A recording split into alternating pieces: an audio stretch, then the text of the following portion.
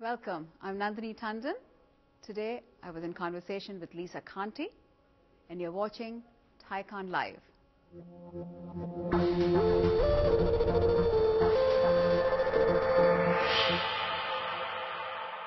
Hello, welcome to TiEcon Live, and it is a real pleasure today to be interviewing Lisa Conte, the CEO of Napa Pharmaceuticals. I'm Nandini Tandon.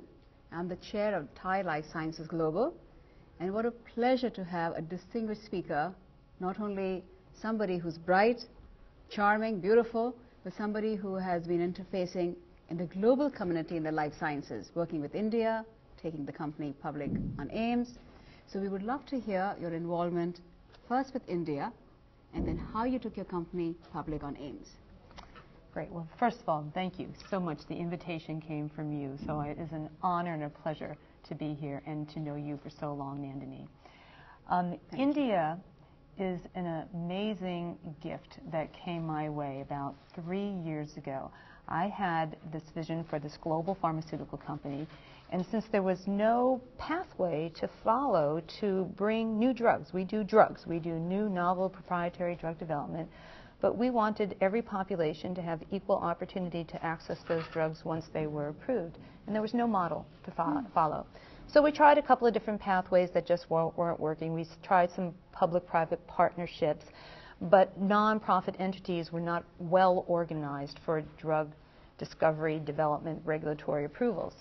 And so I got the idea. I said, well, look at what's going on in the Indian pharmaceutical marketplace. This was 2005. Mm-hmm. So with the change of the patent laws, you had a lot of the Indian pharmaceutical companies really focusing on NCE development. So they're focusing on NCE development remarkably successfully and efficiently, and they already had distribution, registration, capabilities, and recognition in a lot of the countries where I wanted to get. And they were known for quality, lower cost manufacturing. Wouldn't it be great if I partnered with an Indian pharmaceutical company for that distribution, registration capability, and manufacturing? And on top of it all, we'll show alignment of our IP incentives. We'll have them make an investment in our company as well. So that's it. Off I went for my first time to India with that thought. I was lucky enough to get some introductions at very high levels to Indian pharmaceutical companies. And I was also lucky that my first product just resonated with what the market opportunity would be, because it focuses on GI diseases and enteric infections. And within 3 months from first non-confidential introduction, I had 2 agreements completely ready to sign that achieved exactly what I just said, which just goes to show you that that business model was ready to happen. It just required an entrepreneur to come from the West who was not constrained, and I was not constrained in any way by my type of investors because of the way I had brought money into the company. That was just, could go out there and doing a cutting edge business model. And it has been, in Indian tradition, just incredibly efficient ever since then. And we have just continued to expand our relationships not only with Glenmark Pharmaceuticals, which is the company that I did the agreement with at that time, but with other Indian companies with different products at different stages of development. We did, by the way, also do something remarkably similar in China, and it works, but not as efficiently for a lot of reasons, not the least of which is the language barrier and some of the quality issues and the lack of history of pharmaceutical industry there. Well, that's very nice to hear, because as you can well appreciate, TiE being the Indus Entrepreneurs Organization, there are a lot of Indians who are looking to give engine to their dream, to be entrepreneurs. And oftentimes we hear that there's a lot of friction in India, but it sounds like that your personal experience was that within a few months' time, you took your idea and you could execute it. So that's very heartening. Well, thanks for sharing that. And then you did something very brave. And correct me if I'm wrong, you're the first company which went from life sciences industry, which went public, on AIMS. And that must have been quite an experience. So please share that aspect also. Right. And you're pretty close.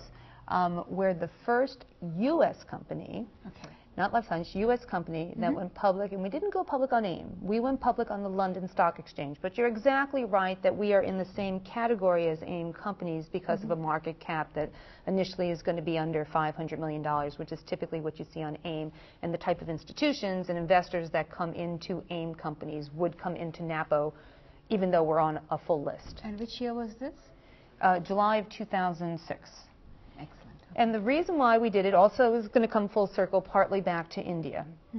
I'd already had a company, a biotech company, public on NASDAQ, and I felt that until we were, when we went public, we were about 2 years away from having a product on the market. I thought until we were closer, until we had those revenues and profitability in sight, there's just too much that goes on with the hedge funds, and there's too much time that you spend managing your public status rather than managing your drug development in your company. And for a bunch of reasons, I wanted the company to be public. So I started looking around at exchanges all around the world. I looked on the Indian exchange, I looked everywhere.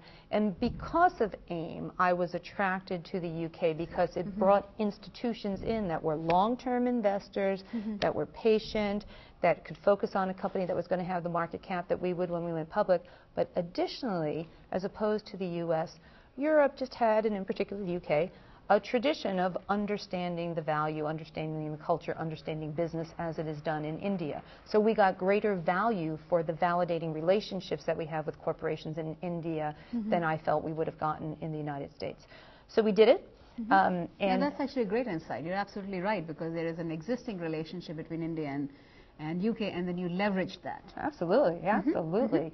And I got exactly what I was looking for, and my investors, God bless them, you know, they're going to be there until that product gets on the market and there's no more diarrhea on the planet. What I didn't get is I didn't get trading volume. And that's the lesson learned from that. There are limitations of what you can do once you're a public company and you don't have trading volume. But for the reason that I went there, I got exactly what I was looking for. And as I said, it sort of coalesced the global activities that we have going on in Europe and India and the United States as well. Excellent. So now, since we have time for one last question, I would like to shift gears and go from the professional to the personal. So how does a woman who's running a family, has this highly energetic life partner, David Duncan, and kids, and is the CEO of a company that is got its feet in so many different continents, how do you make it all happen, and where do you get your inspiration from, and what inspiration do you want to convey on to our audience at TiE? Well, the first thing I can say is you have to obviously love what you're doing, have a passion about it. I mean, obviously you can see that in me, and it's something that we insist our children find. You know, find something that you're passionate about, because it envelopes you. It's what you're all about. But also, I think the business that I'm in, it is remarkably difficult business. I think about, you know, if I put this much effort into real estate, what would I be doing right now? It's the opportunity cost, time that I am spending away from my children.